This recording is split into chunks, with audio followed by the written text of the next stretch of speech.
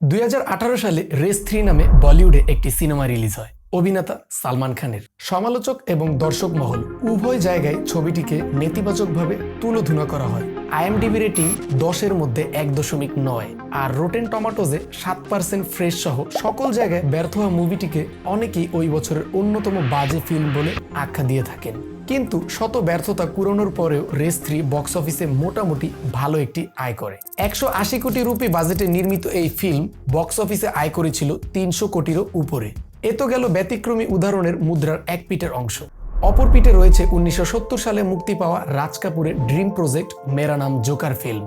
তৎকালীন বলিউডে 50 থেকে 70 দশক পর্যন্ত বলিউডে রাজত্ব করে বেরিয়েছেন অভিনেতা রাজ কাপুর। উপহার দিয়েছেন বহু হিট ফিল্ম। মেরা নাম জোকার সিনেমার অভিনেতা, পরিচালক, প্রযোজক সবই ছিলেন রাজ কাপুর নিজে। কিন্তু কাল্ট ক্লাসিক সিনেমাটি বক্স অফিসে মুখ থুবড়ে পড়ায় অনেক আর্থিক সংকটের মুখোমুখি হন রাজ কাপুর। ওইদিকে এই মুভি থিয়েটারে চালিয়ে আঙ্গুল ফুলে কলাগাছ হয় তৎকালীন সোভিয়েত ইউনিয়নের এক প্রযোজনা সংস্থার। তাই বলিউড সিনেমার লাভ লোকসানের বিষয়গুলো একটু জটিল। সেটা ভালোভাবে বুঝতে হলে পরিষ্কার ধারণা থাকতে হবে বলিউড বিজনেস মডেল সম্পর্কে।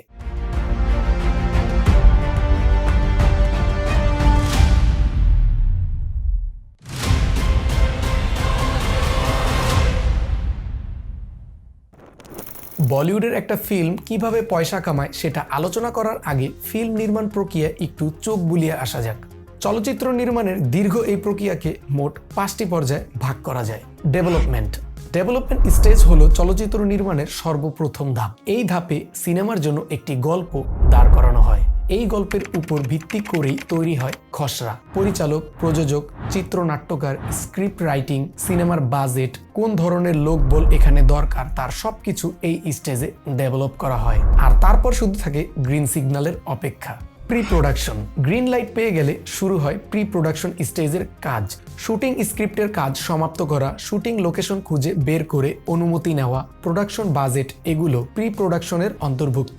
পরিচালক নির্দিষ্ট চরিত্রের জন্য অভিনেতা অভিনেত্রীদের অডিশন নেওয়া শুরু করেন। ফিল্মের ক্রু মেম্বার যেমন ডিওপি, ডিরেক্টর অফ ফটোগ্রাফি, সহকারী পরিচালক, unit production manager, costume designer এই স্টেজেই নির্বাচন করা হয়। 4 নাম্বার প্রোডাকশন স্টেজে প্রিন্সিপাল অফ ফটোগ্রাফি। শুরু হয় সিনেমার শুটিং। পরিচালকের নির্দেশ মতে অভিনেতারা অভিনয় করেন, তা ক্যামেরায় বন্দি করেন চিত্রনাট্যকার। ক্যামেরা ক্রুরা লাইটিং, ক্যামেরা অ্যাঙ্গেল, ভিজুয়াল স্টাইলের দিকটা দেখে থাকেন। 5 নাম্বার পোস্ট প্রোডাকশন। এটা হচ্ছে এই প্রক্রিয়ার শেষ ধাপ। প্রিন্সিপাল অফ শুটিং শেষ হবার পর অডিও এবং ভিজুয়াল ম্যাটেরিয়ালকে একসাথে জোড়া দিয়ে বানানো হয় একটা ফিল্ম। একজন এডিটর বা সম্পাদক শট বাই শট ফুটেজ জোড়া লাগিয়ে মিউজিক, সাউন্ড, ভিজুয়াল ইফেক্ট যুক্ত করে শেষ করেন সম্পাদনার কাজ। এবং সর্বশেষ ধাপটি হলো ডিস্ট্রিবিউশন। সম্পাদনার সকল কাজের পরে চলচ্চিত্রটি যখন দর্শকদের দেখার উপযুক্ত হয় তখন এটি চলে যায় ডিস্ট্রিবিউশন পর্যায়ে। এই স্টেজে সিনেমাকে সিনেমা হল কিংবা ডিজিটাল প্ল্যাটফর্মে পৌঁছে দেওয়া হয়। প্রত্যেকটা ধাপে প্রচুর অর্থ খরচ হয়। ভালো মানের একটা বলিউড সিনেমা বানাতে বর্তমানে যে পয়সা লাগে তা একজন ব্যক্তির ক্ষেত্রে বহন করা প্রায় মোটামুটি অসম্ভব। এভারেজ মেইনস্ট্রিম বলিউড ফিল্মের বাজেট বর্তমানে 50 কোটির আশেপাশে হয়ে থাকে। এই চলচ্চিত্রগুলো নির্মাণে পয়সা খরচের কাজটা বড় বড় প্রযোজনা সংস্থা করে থাকে। আবার বিগ বাজেটের ফিল্মের জন্য অনেকগুলো প্রযোজনা সংস্থা একসাথে অর্থলগ্নি করে। যেমন 300 কোটি রুপি বাজেটের ব্রহ্মাস্ত্র সিনেমার প্রযোজনা সংস্থা হিসেবে যুক্ত ছিল ধর্মা প্রোডাকশন, প্রাইম ফোকাস এবং স্টার স্টুডিও। যদি প্রযোজনা সংস্থার বদলে একজন ব্যক্তি এই সিনেমা প্রযোজনার কাজটি করে তাহলে এটি অনেক ঝুঁকিপূর্ণ হয়ে যায়। প্রযোজক তার জমানো অর্থ বিনিয়োগ করে একটি সিনেমার পিছনে। মুভি বা সিনেমাটি হিট হলে লাভের অংশ তার পকেটে ঢোকে, আর ফ্লপ হলে আমছালা দুটোই যায়। সিনেমা হিট হওয়ার সম্ভাবনাও কদাচিৎ। বেশিরভাগ সিনেমাই ফ্লপ হয়। সিনেমার শুটিং, প্রোডাকশন, পোস্ট প্রোডাকশন এসব সামলানো পরিচালকের দায়িত্ব। তিনি সাধারণত প্রতি মুভিতে নির্দিষ্ট একটা পারিশ্রমিকের বিপরীতে চুক্তিতে আবদ্ধ হন। সকল সম্পাদনার পর ফিল্ম পুরো তৈরি হয়ে গেলে সেটা হয়ে যায় প্রযোজকের সম্পত্তি। তারপর প্রযোজক বা প্রযোজনা সংস্থা সেটা নিয়ে যায় ডিস্ট্রিবিউটরের কাছে। ডিস্ট্রিবিউটরের কাজ হলো সিনেমাটিকে থিয়েটার এবং ওটিটি প্ল্যাটফর্ম পর্যন্ত পৌঁছে দেওয়া। ফিল্মের বিজ্ঞাপন ও প্রচারণায় এক অংশের দায়িত্ব পালন করে থাকেন ডিস্ট্রিবিউটর। সিনেমা হল ছাড়াও ডিস্ট্রিবিউটর ফিল্মের অর্থ আয় করে থাকে satellite rights, digital streaming rights বিক্রির মাধ্যমে। বিভিন্ন টিভি চ্যানেলের কাছেও তারা এই সিনেমা বিক্রি করে থাকে, যেটাকে ওই নির্দিষ্ট চ্যানেল ওয়ার্ল্ড টিভি প্রিমিয়ার বলে অনেক সময় প্রচারণা চালিয়ে থাকে। যেমন আমরা বেশিরভাগ সময় সনি ম্যাক্স, জি সিনেমায় এই সমস্ত বিজ্ঞাপনগুলো দেখতে পাই। এছাড়া টেকনোলজির এই ডিজিটাল যুগে ডিস্ট্রিবিউটররা ওটিটির কাছে রেকর্ড দরে এই সিনেমা বিক্রি করে। উদাহরণস্বরূপ বলা যায় ভুল ভুলাইয়া 2 সিনেমার কথা। এর প্রযোজনা সংস্থা হলো টি সিরিজ আর ডিস্ট্রিবিউশন কোম্পানি হলো এএ ফিল্মস। সিনেমা হলে মুক্তির আগে এএ ফিল্মস নেটফ্লিক্সের কাছে 30 কোটি রুপিতে বিক্রির পর একটি আর্থিক চুক্তি করে। চুক্তির মূল উদ্দেশ্য ঠিক কোন তারিখে নেটফ্লিক্স এই ফিল্ম তাদের প্ল্যাটফর্মে মুক্তি দিতে পারবে। সাধারণত ডিস্ট্রিবিউশন কোম্পানি বা ডিস্ট্রিবিউটর মুভি মুক্তির জন্য ওটিটি কোম্পানিকে ওই সময় নির্ধারণ করে দেয় যখন মুভিটি সিনেমা হলে পুরো দমে চলার আর সম্ভাবনা নেই। আর শুরুতেই সিনেমা অনলাইনে ছেড়ে দিলে লোকজন আর সিনেমা হলে মুভি দেখতে আসবে না। কিন্তু ভুল ভুলাইয়া 2 সিনেমাটি টানা অনেক দিন যাবৎ বক্স অফিসে ব্যবসা করেছিল, তাই সিনেমা হলে চলার পাশাপাশি নেটফ্লিক্সেও নির্দিষ্ট তারিখে মুক্তি পেয়ে যায় ফিল্মটি, কারণ তাদের মধ্যে আগে থেকেই রিলিজের চুক্তি ছিল। বিগ বাজেটের ফিল্মের জন্য অনেক সময় প্রযোজনা সংস্থা আর ডিস্ট্রিবিউশন কোম্পানির দায়িত্ব পালন করে একই কোম্পানি। যেখান থেকে সিনেমা দেখার টিকিট কিনা হয় সেটাকেই বলা হয় বক্স অফিস। আর একটা সিনেমা হল থেকে যে আয় করে সেটা হলো বক্স অফিস কালেকশন। এই অর্থ সংগ্রহ করেন থিয়েটার মালিকরা। এই জন্য আবার সরকারকে জিএসটি দিতে হয় থিয়েটার মালিকদের, গুডস অ্যান্ড সার্ভিস ট্যাক্স। টিকিটের দাম 100 রুপির বেশি হলে 18% জিএসটি আর 100 রুপির কম হলে ট্যাক্স দিতে হয় 12%। সরকারের ভান্ডারে এই কর জমা দেওয়ার পর হল মালিকদের কাছে যা অবশিষ্ট থাকে তা হলো নেট কালেকশন। যদি ফিল্মের নেট কালেকশন বাজেটের তুলনায় বেশি হয় তাহলে ওই ফিল্মকে বক্স অফিসে প্রফিটেবল বা লাভজনক হিসেবে ধরা হয়। জিএসটির পূর্বে রাজ্যের সরকারকে দিতে হতো এন্টারটেনমেন্ট ট্যাক্স। এর পরিমাণ রাজ্য থেকে রাজ্য হেরফের হতো। যেমন কলকাতায় যদি এন্টারটেনমেন্ট ট্যাক্স দিতে হতো সেটা দিল্লিতে কিছুটা পরিবর্তন হতো। একটা সিনেমাকে কোনো রাজ্যে ট্যাক্স ফ্রি ঘোষণা দেওয়া মানে এর কোনো এন্টারটেনমেন্ট ট্যাক্স নেই। এর ফলে কমে যায় সিনেমার টিকিট মূল্য। রাজ্য সরকার যদি স্টেট ট্যাক্স ফ্রি করে দেয় তবুও কেন্দ্রীয় সরকারকে ট্যাক্স দিতে হয় 6 থেকে 9%, যা ফিল্মের বাজেটের উপর নির্ভর করে। প্রযোজক আর ডিস্ট্রিবিউটরদের মধ্যে 3 ধরনের প্রফিট শেয়ারিং পদ্ধতি দেখা যায়। শুরুতেই মিনিমাম গ্যারান্টির রয়্যালটির কথা বলা যাক। এই পদ্ধতিতে ডিস্ট্রিবিউটর একটি নির্দিষ্ট পরিমাণ অর্থ প্রযোজককে প্রদান করে। ফিল্ম হিট হলে কিছু পরিমাণ অর্থ রয়্যালটি অফ পেমেন্ট হিসাবে প্রযোজককে দেওয়া হয়। এখানে লোকসানের ঝুঁকিটা দুইজনের মাঝেই ভাগ হয়ে যায়।